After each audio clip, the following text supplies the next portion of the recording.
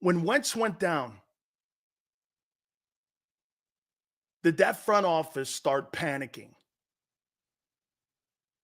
and dug in?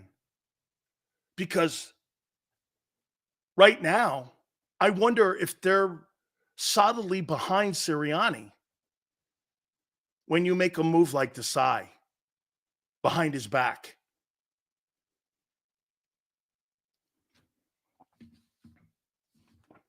Let's go to my guy, Tone. What's good, my friend? How you feeling? You know, Tone, I'll tell you again, one more time here with this. What's disappointing is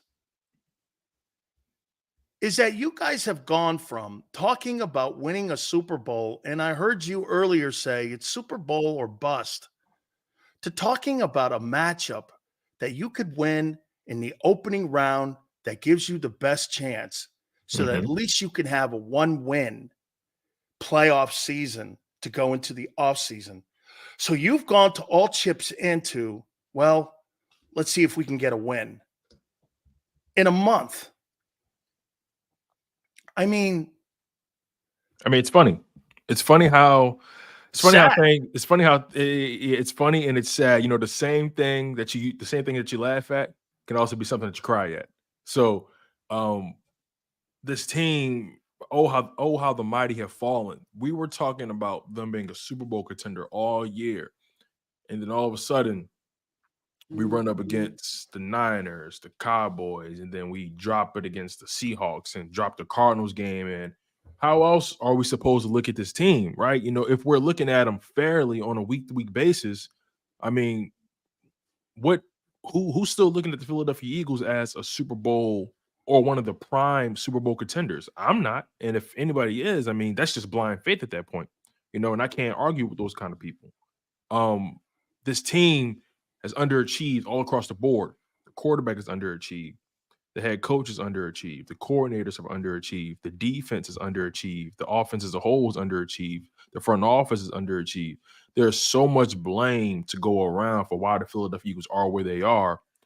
I can't sit here and say with a straight face and still maintain some level of credibility and say this Philadelphia Eagles team is poised and ready to make a deep playoff run. Based off how they're playing, they're not poised to do anything. But again, that doesn't mean my expectations change, right? I'm all about Super Bowls. I don't care about division titles. I don't care about conference titles. I don't care about none of that. I'm all about Super Bowls. Did you win the big one? And I'm sure these organizations, they have their own barometers of how they grade success. But last time I checked, the Philadelphia Eagles are a team that cares about being relevant and winning. And so far, they've only checked one of those boxes, and it's being relevant. I don't see this team winning the big game this year. But again, my expectations year to year don't change because of that. But I'm going to continue to evaluate them fairly and honestly. And right now, honestly, they're not one of the prime contenders for a Super Bowl this year. There's nothing they can do today. There's nothing they can do this coming Sunday to change my mind. They are strictly on a week-to-week basis, especially once the playoffs start. There's nothing they can do. They've already missed their opportunities to change other people's minds. The only way they can prove it or change the narrative is going to the playoffs and go 1-0 every week. And I don't know how likely that is the deeper they go. You think Howie and Jeffrey Lurie have already surrendered the 2023 season and want this thing to end so that they can make the changes they feel needed? That's a really good question, because guys like that, they always thinking 2, 3, 4 years ahead, right? That's a really good question. I don't think anyone's posed that lately, or if at all. If I had to give you an answer, based on how that defense is playing, I think they have pulled the plug. It's either you pull the plug or you don't. I think they have pulled the plug, and mainly because of the defense. Mainly because of the defense. Or their actions. And their actions, right? Demoting Desai and keeping them in the building. Keeping them in the building. Those weirdo press conferences. So if I had to answer, did Howie Roseman and Jeffrey Lurie pull the plug on this season thus far? I want to say yeah. And I think they pulled it not just because of the ass whooping that they took against the Niners and the Cowboys. When they saw that Seahawks game and that Cardinals game, I think they said to themselves, there's no way we're in the upper echelon. There's no way we can even have those conversations anymore. You know what? I want to show you something here. Let me show you what the national media. I saw this today, and I have my Power 10 quarterbacks and teams. I want to show you this. So Colin Cowherd has the most watched sports show outside of Pat McAfee and the most listened to sports radio show in the country. And I want to show you, I want to read this to you. Mm-hmm. This is his top 10 teams. Ravens 1, Niners 2, Bills 3, Lions 4, Cowboys 5, Rams 6, Browns 7, Chiefs 8, Texans 9, Dolphins 10. The national guys don't even think the Eagles are a top 10 team right now. Exactly. And, you know, the Eagles have been flirting in his top 5, top 3 all year. That's the first time he's not been in the top 10. They fell from 1 out. Yeah, they were going back and forth between 1, 2, 3, 3, 2. They were 4, hanging around 1, in 1, 2, 3. Yeah, and then all of a sudden, these past 3 or 4 weeks, they've fallen out of favor. And can you blame people? No. You can't blame people. No. Like, how can I justify? How can I credibly talk about this team? You can't lose to a 3-win team in a stretch run. You can't lose to a 3-win team that you're more talented than, top to bottom. No matter how you feel about the Eagles defense, that defense is more talented than that Cardinals defense. And even in the shape it's in, even in the shape it's in, and you let that team beat you 35-31. Your defense didn't force a single punt, and we're supposed to believe that they're going to go into the playoffs and make some noise or flip the switch. All right, okay. Yeah, how about this? I want you to give me a history lesson and take me back, because the actions of Jesus, man, you just went to a Super Bowl, and the actions of the organization and how quick you have a knee-jerk reaction lends me to ask you this question. Mm-hmm. So in 2017, when Wentz went down at the Coliseum against the Rams, right? Tone, how much faith do you think Howie and the owner had that they were going to win a Super Bowl with a backup quarterback and Doug, Frank, and Jim? Do you really believe that they dug in and really bought in the next guy up mentality when you know they're not football people? They act like football people. Look at their actions now, coming off a Super Bowl win.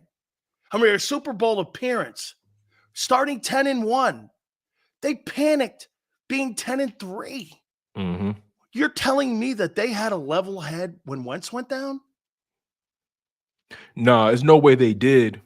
To your point, and when I try to think about it in hindsight and try to be as realistic about it, especially when I think about who they've been as of late, there's no way they were calm, cool, and collected when Wentz went down. As a matter of fact, they're not now. Exactly. And also, he got hurt well after the trade deadline, so it was no move they could make. So it was almost as if they accepted their fate regardless of what would happen, right? You lose your starting quarterback, you're not supposed to win anything. I mean, that's typically how it's supposed to go, right? Do you still say sometimes when you're watching things or sitting there with your dad, I can't believe we won it? Oh, all the time. Tone. All the time. They did not buy into it until they won the NFC title game. Yeah, I don't think it's so funny you say that, because I don't really think because they beat the Falcons 15-10. They may not have bought that. They might they didn't buy that because they knew they were playing Brady and Belichick. Exactly. They beat the Falcons 15-10. There's no way they were. How about this? Yes. That game was all about coaching. That game was so coached, and no way on how any game in the last 3 years has been coached. Yes, it has. That is just the way Doug coached that game. I have never seen an Eagle game coached like that to this day in the last 3 years. And on top of that, in that game they got a couple lucky bounces.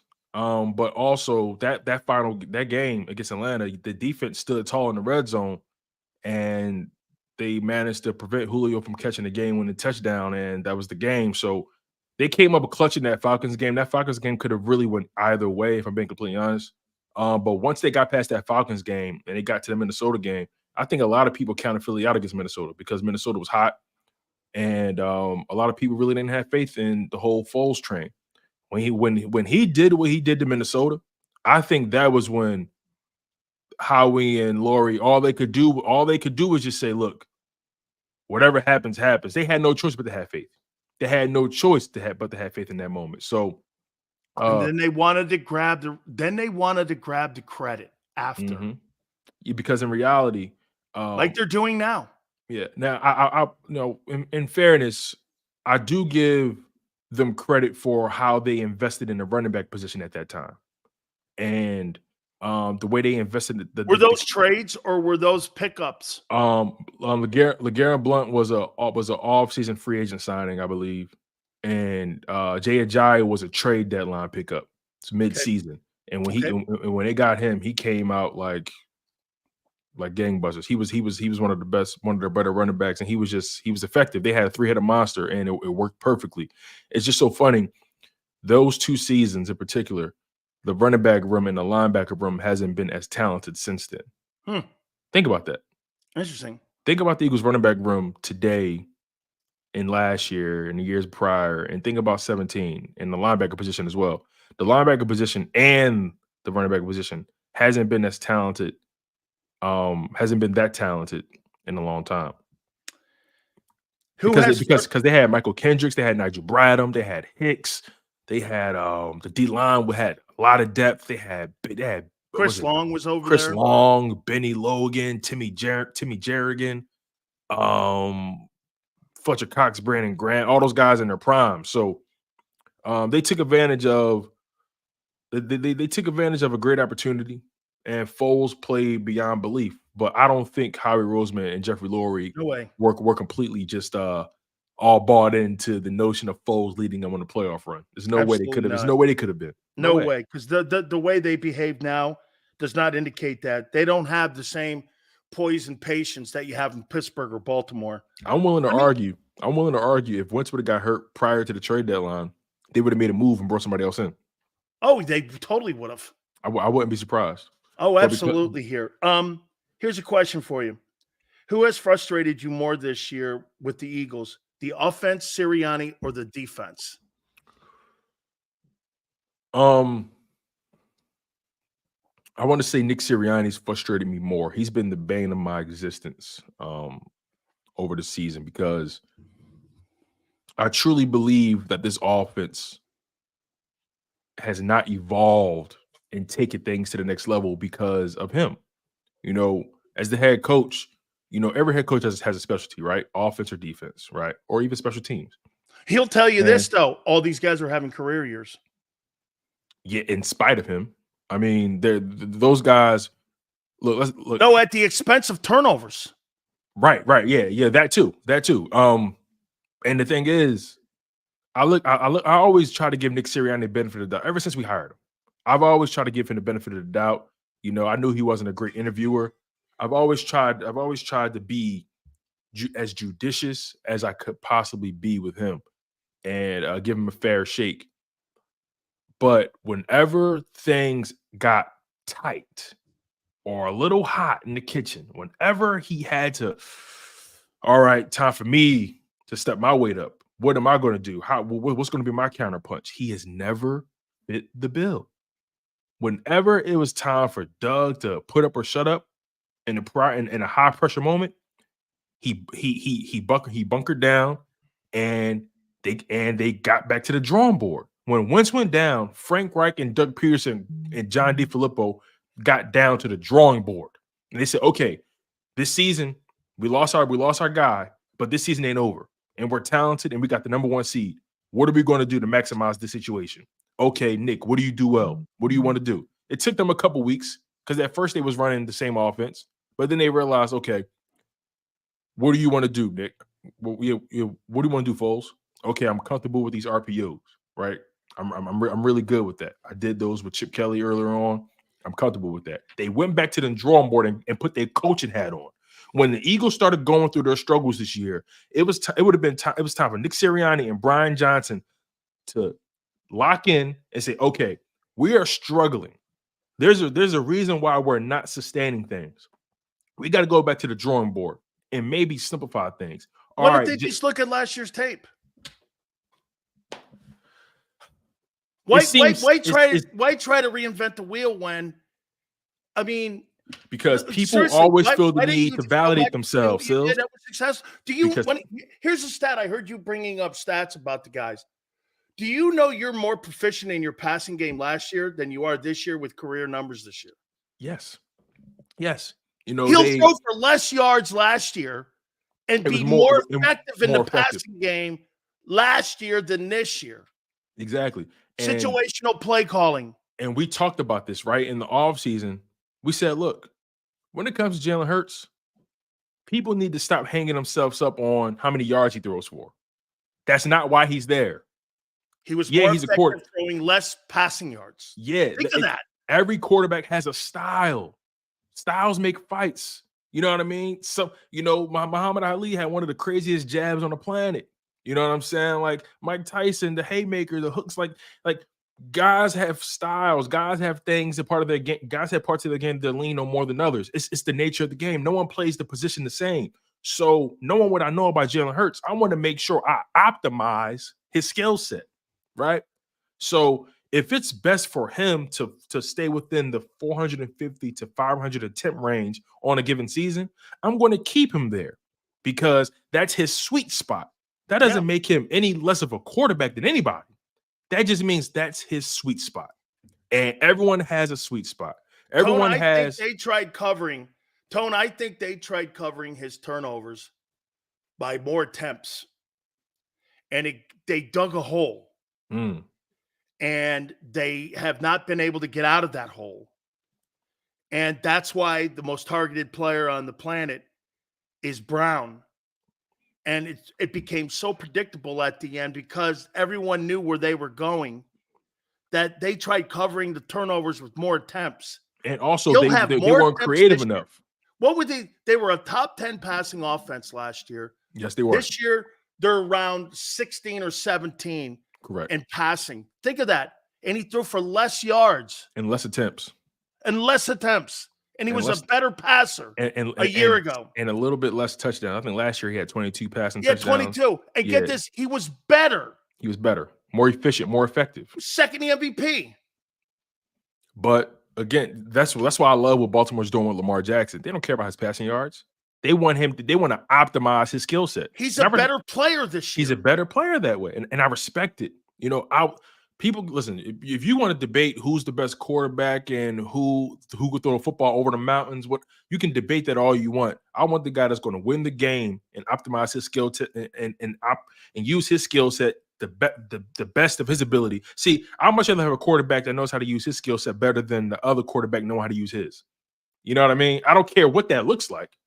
His skill set versus his skill set. Who's going to maximize it more today? Right? They limited his skill set this year in Philly. And this year, by asking him to throw the ball more, because remember, prior to the season, man, you talked, and I kept saying, you know, I would love for him to throw the ball more, run less. And then we got to a point this year when we said, you and I were saying it. We said, you know what, we got it all wrong.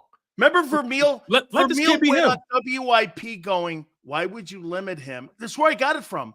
Dick Vermeil, prior to the season starting in September, went like this, Tone. I think all of you guys are crazy running him less. That's what he does. That's what makes him special. You limiting him that will not – your offense will be affected by that. Dick Vermeil was spot on in September. He was spot on. And I went like this. Vermeil's right, man. Right. Why change this guy? Yeah, and also what they look like a team right now that they don't know what side of the fence they want to play on. They don't know if they want to just go balls to the wall where Hurts a skill set, or if they want to be this passing team that, you know, that passes, set up the run. They seem like a team or a coaching staff that's literally torn between game plans all the time. And, you know, Are you sure? Or is it what to do?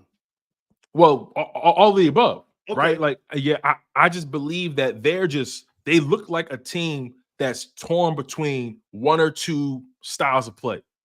They don't know what they want to commit to, or they don't want to commit to what they're being told to commit to, or they're committing to what they don't want to really do and it's showing on the field. And however you want to slice it, I just see two competing thoughts and philosophies every week.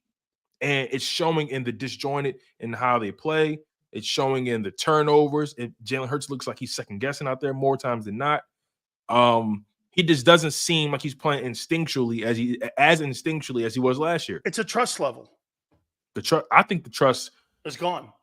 I think the trust is diminished. Me and Rob was talking about this earlier, right? When you lose the locker room, that begs the question: did you ever have it in the first place? And B, has it ever been done before? Have we ever seen someone who's lost the locker room and gotten it back? I don't know. You tell me. I saw Sean McDermott do it this year. Okay. That's a good pull. Okay, that's a good pull. I saw him because that thing was on the rails. People were saying he ain't going to survive this. Remember Diggs and everybody, and he came out of that thing, and to me, I think he solidified his job even more so. Let me ask. It's funny you should say that because I brought something up earlier, and the media has, and this is a front office ego trip that they're always on, that they have this insane culture. Isn't it ironic that the players, last year and this year through 11 games, those guys were in a good place. They enjoyed showing up to work. But once they found out that coaching staff was not being genuine, they started lying. They didn't trust the game plan. All of a sudden, the conversations are now, Sirianni's lost the locker room. And to your point, what you made a couple minutes ago when you or Rob were talking, did they ever have the locker room? They were, once again, Tone, like I've been telling everyone for 2 years, Nick Sirianni and Howie Roseman are benefactors of players that have built the culture themselves. There's no culture upstairs in the front office. The culture is the players. And when the players stop believing, that's when you get the chaos. And that's when, there's no coincidence. So you think that's where we are right now? In what they were doing all the way until week 11 of this year, when they saw what these guys were trying to do, the knee-jerk reactions. It can't be a coincidence, Tone, that everything blew up and that so-called great culture that they've had in the building evaporated. Where did it go? Now that's so interesting by you. The fact that this team, their culture was cultivated by the players. The players. Right. They see not Howie. Here's the thing, right? When they draft these guys, I'm sure they have an idea. Of course, I'm sure they say to themselves, okay, we want a guy that loves football, all that kind of stuff, whatever, he's going to commit. But other than that, when it comes to a culture and the expectation, that's set by the guys putting on the helmets and the shoulder pads. Set by the group, not a guy. Exactly. So when you draft BG, then Fletcher Cox and Jason Kelce and Lane Johnson, but also you can't forget the torch was passed down to those guys as well from guys like Jason Peters. Who else was in the building? Guys like Trent Cole who passed the torch down. Brian Dawkins, Lito Sheldon Brown, even Chris Long. Hugh Douglas, Chris Long. See, if you notice over the past several years, they've had guys passing through this organization that are high character guys that really love the game and play it at a high level. High commitment guys. But now we see a team where the commitment is wavering, it's fleeting, and it's impacting the product we see on the field more than ever. Wavering because they're not buying what they're selling them upstairs.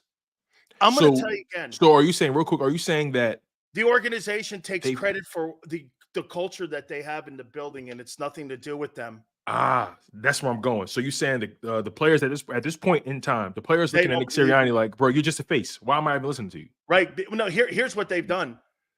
They've now set a new culture of non-belief. How do you go in 1 month from having this so-called tremendous culture to not having a culture of believing the coaches, and you're not believing and buying into the game plans, and you're hearing guys even making those innuendos, having to go to AJ and have some sort of powwow with him about who he's blaming on Right. the coaches by not. I mean, those Now- players are telling you they're the culture, the character in the building. Won all those games last year. Mhm. They got to week 11 this year. And when they saw those coaches get exposed in the gauntlet, Mhm. they're not buying them. Okay, I believe you. Now, you know, Well, we talk look at we, the- we look you know at the we talk a result. lot about no, yeah, for sure, no, definitely, and you know, we talk a lot about player accountability as well. I know you started the show out yesterday saying, you know, look, the players got to be accountable too for Oh, themselves. absolutely. So, although I agree with you unequivocally about the coaches and the front office and their shortcomings, I agree with you, right? What do you say to the notion that okay, you may have lost belief in your coaches, but Jalen Hurts, AJ Brown, all those leaders in the room, right? We can't lose belief in amongst ourselves. Although we feel like we're not being put in the best position, I trust y'all. I play with y'all on a daily basis. AJ Brown, if I'm Jalen Hurts, AJ, I trust you. Smitty, I trust you. Goddard, Lane, Kelsey, blah, blah, blah. I trust y'all. And that, I think that part has run out. How much can you rely on just that? You know what I mean? Yeah, I'm gonna follow me here, and Right. let me get to the conclusion here on this. Right. So Columbus sailed to the New World. He had a great crew, and as they were getting closer to trying to find the West Indies, which they never did, they found America. Obviously, they started thinking about mutiny, and they were thinking about the mutiny because Columbus had their faith in their hands, their lives in their hands. They couldn't do anything about it. All they could do was row. They had no power of the direction of the ship. They had no power in any way whatsoever because there were captains and Columbus on the boat. When you have an NFL head coach that has your career in his hands and an organization that has your career in their hands, no matter what you do, and they keep putting you in a direction that has no direction. No matter what you do, you know when you line up, you're giving a half-ass effort. And you're going to give a non-full attentive effort because you know in your heart it's not going to work because you're a veteran pro and you know what works. So after 10 games, 7 games, 6 games, are you going to still walk through the fire for something like that you know will keep burning you? And Tone? that's what we're experiencing at the 10-1, right? After 10-1, you think After that's 10 what and 1, happened. when they started walking through the fire, it was okay. They got through Buffalo. They got through KC, Kansas right. City.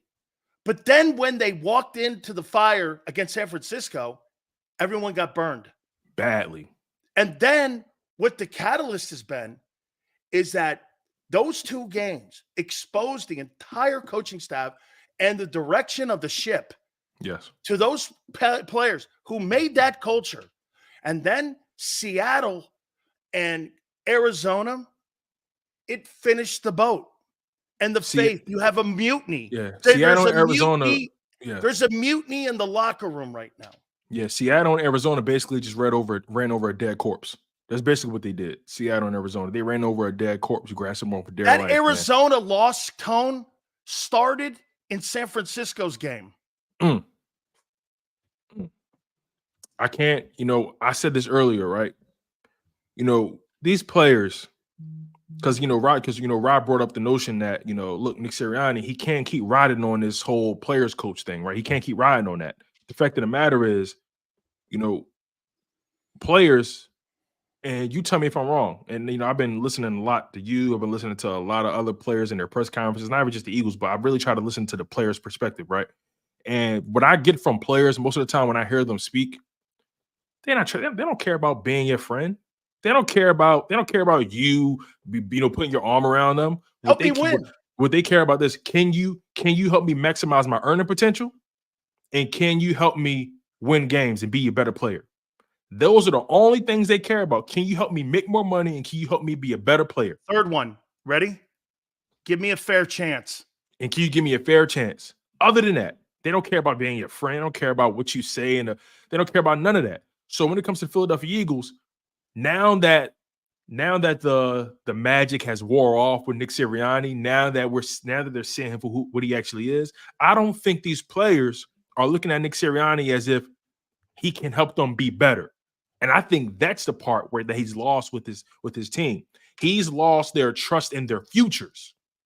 And I think that's a terrible place to be. And I don't know if he can come back from that. How about this, Tone? I don't need a coach at 14-3. I need a coach at I 3 need a and coach 14. in a 4-game losing streak. Yes. That can guide me through waters, because as in life, I'm going to go through more speed bumps than I am cruise through smooth sailing. Yes. Especially when we're talking about winning and anything in your life. More speed. I need a guy to guide me through rough times. Sills, you know what my father always said to me? My father always said this to me, and it holds true. He said 2 things to me. A smart man learns from his own mistakes. A wise man learns from the mistakes of others. And he also said to me, never judge a man in times of peace. Correct. Always judge him in moments of chaos. That's right. Because who are you when the rainbow is shining and the butterflies are flying and it's a sunny day? Everyone is on their best behavior. But when it's a thunderstorm and you got a flat tire, and all of a sudden they're talking about freezing rain and black ice, and it's jam-packed on I-76. Who are you then? Who are you then? That's the person I want to know. And right now, Nick Sirianni is proving that he's not the person that we need in times of chaos. How about this, Tone? It reminds me of Tiger in a way. And I'm going to let me make this. Yeah, break that down. Tiger painted this portrait of being this way he wanted the media to see him. And when Tiger was exposed for being this other person, the media felt betrayed. And they felt lied to. When I listened to guys like you and the people in Philly starting to bring, I couldn't believe IP bringing it up, asking him about his job security, asking him about if he feels the hot seat. I was pretty shocked that the Eagles allowed that to go down that off ramp like that. Do you feel lied to that you now see a guy that you had complete faith in, and that, hey, Tone, I'll say it, guys like you and the other guy that does that show, the lawyer guy, you guys Bill. have gone around talking about the guy Bill being Carulli, the best coach in the NFC.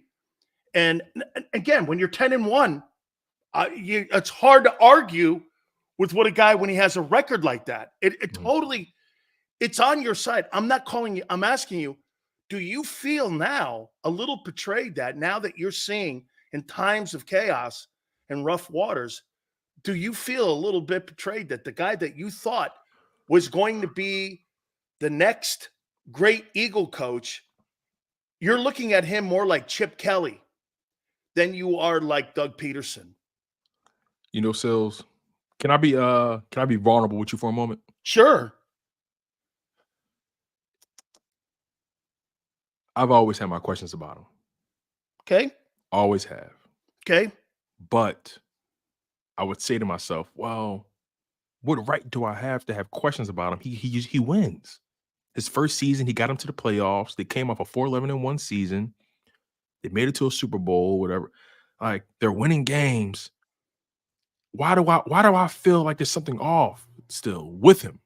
You know what I mean? Why do I feel like, I don't know if I trust his football genius or whatever? Like, I don't want this. I struggle sharing this because it's going to sound like I'm trying to change history, but I'm trying to be honest and transparent.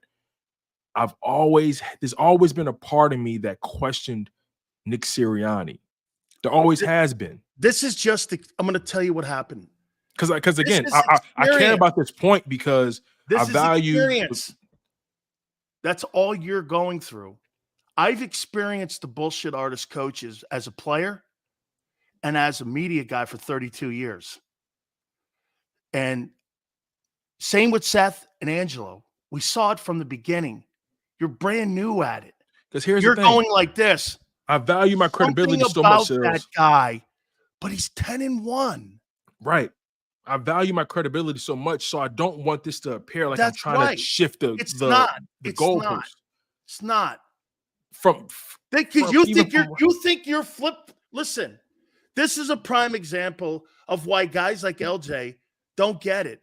So, Tone, are you supposed to sit here today on January 2nd, maintain your same take of him being the best coach in the NFC today because you made a proclamation 3 months ago that he's the best coach in the NFL today? Or are you not supposed to go, players and coaches, they evolve or they don't get better? right. This is what happened to Wentz. Yeah.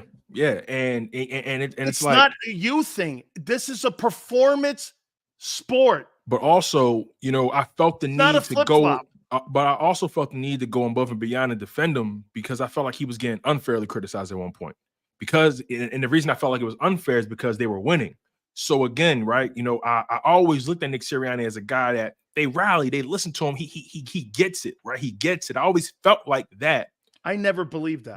But when it came to the X's and O's and just the offensive creativity, I always questioned who would he be in moments of chaos? Who would he be when things weren't always going well? Who would he be when he had to go through a chess move with another opposing head coach and throw a counter punch? Who would he be? And again, Senor, I've always, like Senor says, hey, Tone, it's okay to be fooled. and I don't like that feeling. I know you don't. I don't in my personal life. I don't like that feeling. Because you get this. This is how you gauge your hey, the Eagles are your friend. They're your friend, Tone. They're one of your best friends. And you don't like to be fooled by your friends when you're picking your friends. Because you can pick your friends. You can't pick your family. And when you're fooled, Yeah. Okay, it pisses you off more. Yeah. You've been pissed off for 3 weeks because I could tell in your tone that you feel fooled. I do. Because I feel like as fans, we invest a lot of ourselves into this game. And I don't, especially in Philadelphia, but I think the NFL, it's a reason the NFL is the most lucrative league in the world. It's a reason for that. Oh, absolutely. The NFL has found a way to weave and embed themselves in people's lives like no other. They've taken the Lord's Day and made it their own. That's right. Think about that. What sport has moved? What sport told Jesus to move over? Hey, I'm telling you. Think about that. I agree. So what the NFL has created has you ain't putting money in the basket anymore. You're putting it in cable TV. The NFL has created legal cults. They've created legal cults, civic pride with these organizations, right? And we buy into it and we lean into it and we invest so much of ourselves, so much of our personal finance, so much of our time, the jerseys, the gear, the tickets, the concessions, the parking, the tailgating, the flags we wave, the shit we talk. We've embedded so much, we've wrapped so much of our identity as a city into our football teams. And when we invest so much and we see that it's not either being returned or whatever we were being sold is not exactly what it is, it's deflating. It's borderline disrespectful, and it feels like we've been bamboozled. And then look, some people may say, look, they're 11-5, man. What are you talking about? And I'm like, do you know how we got here? This is the hardest 11-5 record I've ever seen attained in my life. Man, if you don't win the Super Bowl, 5-11, 11-5 is the same to me. Exactly. It's the same to me. The Buffalo Bills, if the Buffalo Bills can win the division on Sunday, think about that. And be the 2 seed. And they and think about how they get a shot at Baltimore in the AFC title game. And think about how they started. So terrible.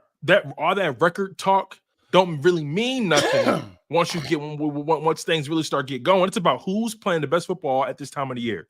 The Eagles are not doing that. So yeah, you're right. I feel fooled, and they've made it really hard to defend them on a week-to-week basis. And my opinion of this team in 2023 going into 2024 has changed. And I don't know I don't know where they go from here. I do. I trust the quarterback. I Hey. trust the talent, but I don't trust Hey, I don't trust coaching right now. there's only one way that he can be saved. You talking about Nick? Yeah. Win the Super Bowl.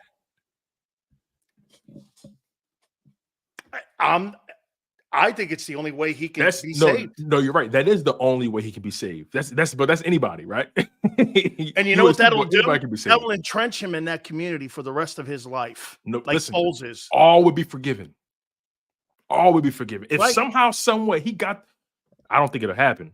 But if he somehow, some way got this team to Super Bowl and they won it by 1 point, shit, Tone. he would forever. They could win it by a safety. I don't care. Right. They go. You can win it by a safety or a rouge. I don't give a shit. Okay? Oh my God. Listen, I don't care if the other team starting quarterback got hurt. I don't care how you got it. Like if Nick Sirianni manages to do that somehow, some way, it'll be like everything that we experiencing right now never happened. Here's a great example of how you look at your guys in Philly. Nobody looks at Nick Foles as being a backup quarterback who couldn't succeed in Philadelphia. You know what they Hell no. We drafted him. Hell you know you look at him as the man who delivered the greatest championship in city history. Yes. Who gives a shit about being a substitute teacher? Listen, we drafted him. I don't care. We drafted him, baby. Now you're adding some roses around it to make him look a little better. Hey, all I know is Super Bowl MVP. You beat 2 GOATs. It's all good. I don't need that's the what rose I'm petals. saying. You want to throw rose petals out for him. You don't need it. Hey, listen, man. What Nick don't better need the rose petals? What better Super Bowl do you beat the GOAT? You beat the GOAT. And not only that, you beat the guy that beat us in the Super Bowl in 2004, 2005. You exercised an old demon and you've created this new life for the city of Philadelphia. Like Nick Foles is undefeated. Nick Foles can listen. He ain't got to pay for a hotel stay. He ain't got to pay for a cheesesteak. He ain't got to pay for a water ice or a soft pretzel. That man that don't got to pay for parking. I'm going to make a prediction to you. When Tom Brady's standing in Canton and he's talking about his journey to the Hall of Fame, he will talk shit somehow on Nick Foles because he will always live rent-free in his brain. Because you know why? You can't tell me that that's not the worst loss in Tom Brady's historical career. And you want to know why? Because he played the best he ever played. He played the best he ever played in the Super Bowl ever. We took Tom Brady's best shot and survived it somehow. Didn't he throw for like a Super Bowl record? He threw for like 500 yards. 500 something yards. In hindsight, I think about what does that even look like? And when I watched the game back, I'm like, damn, he was dealing. Dude, you 60 minutes, you threw 500 yards. That's 5 football fields. That's insanity. And lost. What's more deflating than that? How about the comment that I made about Jalen Hurts here? That in their efforts to get Jalen Hurts to look the way Jeffrey Lurie and everyone wanted, the expense was Hurts' offense would be less effective. Mm-hmm. The turnovers, all that, yeah. And the ranking. Mm-hmm. And the efficient. Hey, you're going to throw for more yards, have career years for everybody, and be least effective than you were a year ago. Was it worth it? No, it wasn't. No, it wasn't.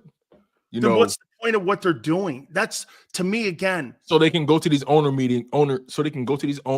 meetings and say, "Hey, we got ourselves a top flight QB," and it's like it's all ego with these guys. Their focus was so much on one side of the ball. I heard you talking about TJ earlier, and I expanded it. TJ Edwards' loss. It's not just the fact that he's not in there. He affected the entire room. Correct. The entire room. Do you know his importance, Tone? As important as Warner's and Roquan Smith. I'm not saying he's the player those guys are. But value-wise, but value. You're right. And that's You know, I'm so glad you brought this up, right? They didn't put a money price on his value. Exactly. They looked, you know what the analytics guys did? They looked at his ability. Like we're talking about Lamar Jackson's impact in a game versus the statistics. Mm-hmm. If you look at the statistics, he's nowhere in the top 10. But when you watch him in a game and you see his importance and his value to that unit, you know what you're looking at. That's the same thing with Edwards. Edwards is not Warner and Roquan talent-wise, but his value is just as important than those other guys. That's why the Philadelphia Eagles are in a real tough situation, because my thing is they're going to have to decide, are you going to eventually value this position? Here's why. Because hear me out on this though. Eagles fans they jumped out the window from the Kobe Dean, right? Remember, they were ready to sell they were ready to sell the farm for him. But here's the thing, right? You jumping out the window for a guy that 9 times out of 10, the Philadelphia Eagles aren't even going to resign past the rookie deal. And this is what annoys me most about the TJ Edwards situation. You developed the guy.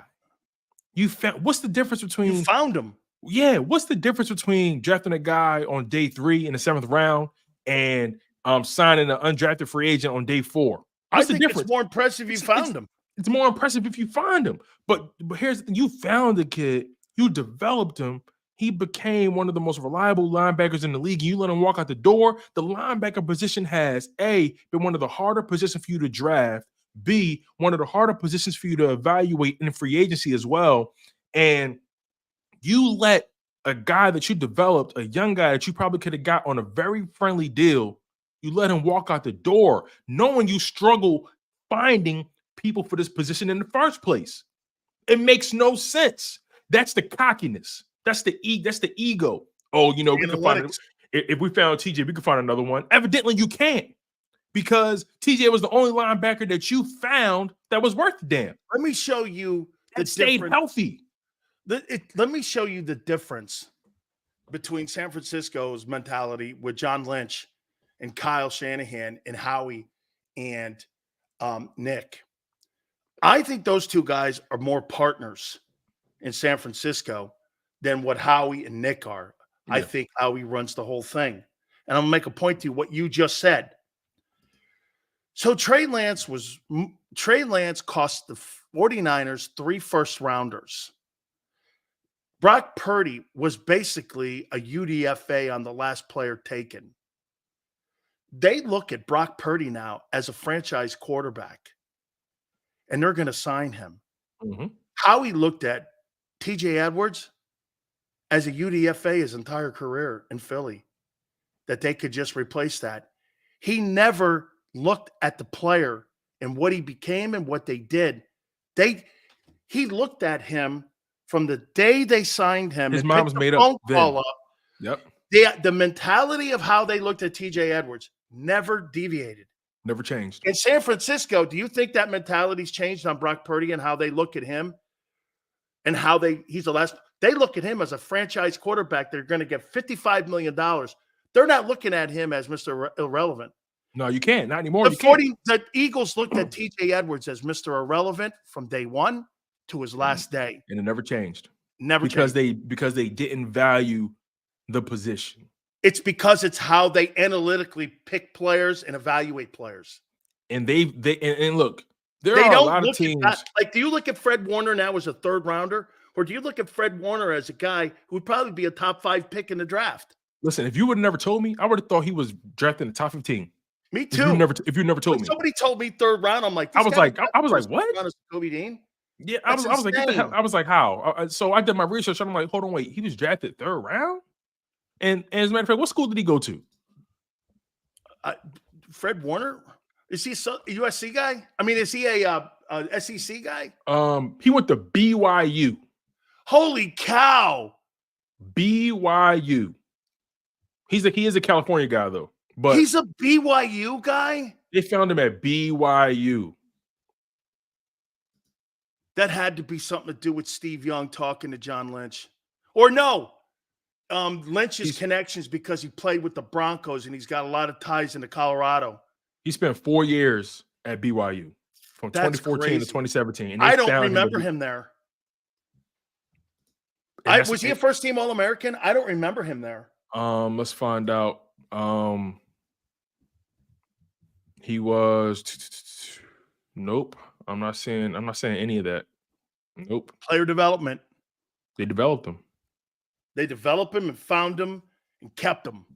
Now he makes $20 million. Yeah, his contract. Yeah. He came in and started from day one. He started from day one. That's crazy. They drafted him in 2018, and he started from day one. Stopped looking at TJ Edwards. You see, Howie's, you know what he does? He's got a class problem in how he looks at people in his draft picks. Mm-hmm. And you started this. Well, Boston Scott's a Doug guy. TJ Edwards is an undrafted guy. I drafted Jalen Reagor and Derek Barnett. Well, first rounders, Andre Dill, these are my guys. And so, he looks at people and he puts people in classes. First round, second round, third round, premium pick, not a premium pick. I can move off of him. Hey, he's a free agent. He's just a hired mercenary. Let me ask you this. How he never deviates off of value. He doesn't look at people with value. Let me ask you this. How he fired the coach. How do you balance production with compensation? And this is what I mean by this, right? Or value. This is what I mean by this. I'm all for playing the guy who's playing the best. But in the NFL, you pay him, you play him. So how, as a GM, as a coach, how do I balance those two competing things? I have a guy on my roster who's outplaying my big money guy by far, but I paid this guy this X amount of money. How do I balance that? Okay. If Sean Payton was the head football coach of the Philadelphia Eagles, would James Bradberry be starting? No. Okay. Nick Sirianni's the head football coach of the Philadelphia Eagles. Is James Bradberry starting? Yes, he is. Okay. It's a big difference. It's very yeah. I kind of just answered my own question right there. They put down a $280 million guy, sat his ass, because Sean and the organization came together and sat a guy who wasn't playing poorly. They made a business decision. Yeah. Nick can't make that decision to sit James Bradberry. And that's how you know. So, let me ask you this. That's a good question. I'm glad you went there. Do you think if Nick had more autonomy, do you think he would be better at his job? Yeah. But then you start to go down the Doug Peterson road. You see what I'll tell you what Nick's doing right now. Nick is making it very clear that the Super Bowl that he went to and helped take the team to will not be a distraction in his future with the organization like it was with Doug. So he's going to play along as long as he can. And he's going to fall on the sword like the commissioner of the National Football League falls on the sword for the owners with dumb, stupid shit, public things and whatever. The commissioner's there. He falls on the sword for the organization. That's his number one job right now. That's why he doesn't rip the players. Why would he rip the players? Jeffrey Lurie's kid, Howie, and everyone are involved in the process. You'd be ripping management. You can't rip the players. Those are Howie's guys. It can't, remember what you say. Well, it can't be the players. It's got to be the coaching. So he falls on the sword for that. They play politics more than any organization I've seen since the Chargers. That's how you have to be in that Charger organization. And I'll tell you this. The reason they fired Tom Telesco, it's a tea leaf for the next coach to go like this. The next head coach is going to have Sean Payton powers.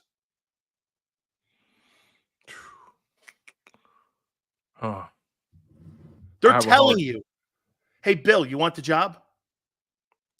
They're telling you in Las Vegas, Bill, you want the job? Chip Kelly couldn't have scarred Howie this much. He scarred Jeffrey and Howie this much? Yes, because Is what that they a did real was, thing? Like, can you really be scarred that yes, bad in the NFL to the because point where it's a you loss. It's a lack. Remember something. The owner of the Philadelphia Eagles would rather pay you $20 million to be the coach than pay you in power. see me? I own the team. There's no. At the end of He the day, if wants I'm getting, say. He wants Jerry Jones say. He wants Jerry Jones Mm. day-to-day say in the direction of the team. But, watching this stuff for 3 years now, it's so clear. It's a great question about Sirianni. Could Sirianni be a good coach? I've always wondered that about Jason Garrett.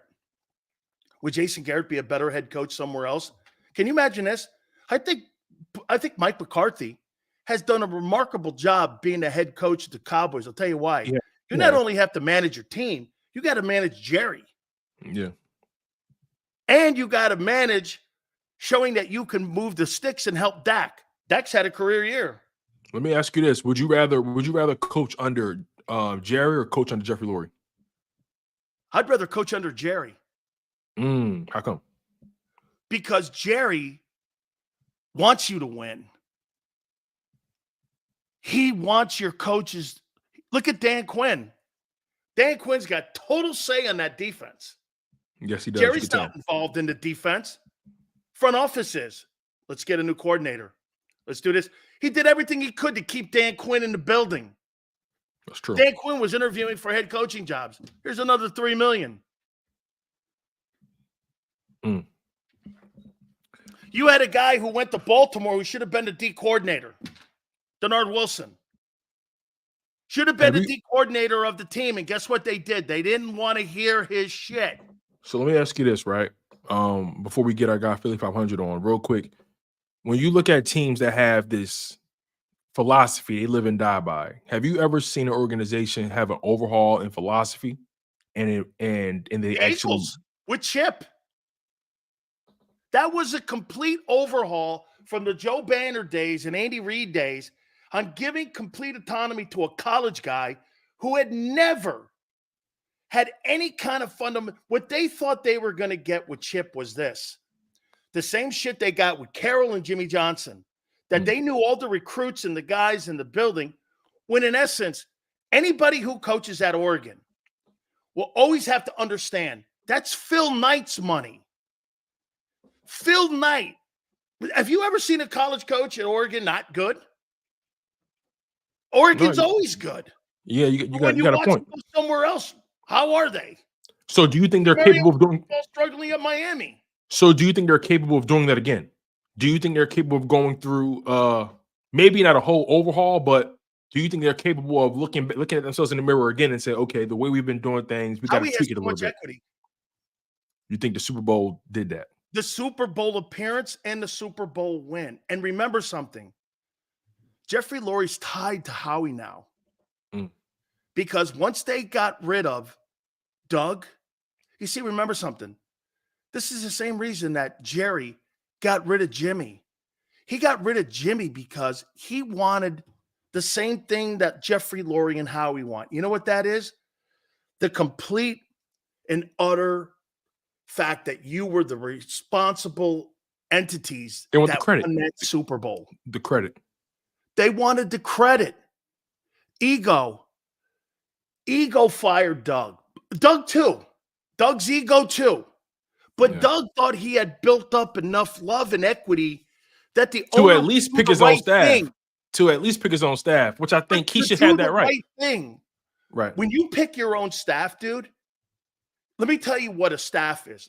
Do you know the most subversive guy in the building is when it comes to a coaching staff that's being assembled? Who? The most subversive guy in the building is the trainer and the equipment guy. Because you know what they are? They're spies to the front office. That's why when Jimmy went in everywhere, his strength and conditioning coach, he fired everybody. When Jimmy got there, he fired. So did Pete when he got to Seattle.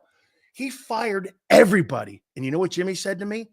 I kept 5 people who are still in the building today. I said, why'd you keep 5 people? He goes, because those 5 people are going to be grateful to keep their gigs. He was moving like a mafia boss. I like that. Oh, I hey, like that. he didn't want whispering in the corners. So he got rid of every Landry guy, every person that loved Coach. It's why they hated the guy. And when he got in there, remember something though, he was doing this without Jerry Jones's say. He was firing people that had been in the building like Tech Schramm for 29 years. Gil Brandt, 31 years. Fired them all. Knew them. Brought in Larry Lacewell. Jimmy was like this. We ain't having any of this because I'm bringing my guys in the boat. See, when you gotta answer to Howie and his guys, you have no autonomy in the building. Yeah, you're Look right, at man. Pete Carroll in Seattle. Who would have thought Seattle's a better organization right now than Denver? Nobody would have thought that, especially after the Russell trade. Nobody would have thought that. Right? Everybody wrote off Seattle. But Name me a place where you win a Super Bowl in the front office of today's NFL. That's a good point. You got to have leadership on the sidelines. And the Eagles don't have that. No, they got a cheerleader. Yep. Let me get my boy in here. Let's get a fan's perspective in here. Yes, sir, man. Shout out to our guy, Philly 500. Thanks, Sills. I appreciate you, man. Let's bring him in. That was awesome. Definitely. You got it. Let's bring my boy in, man.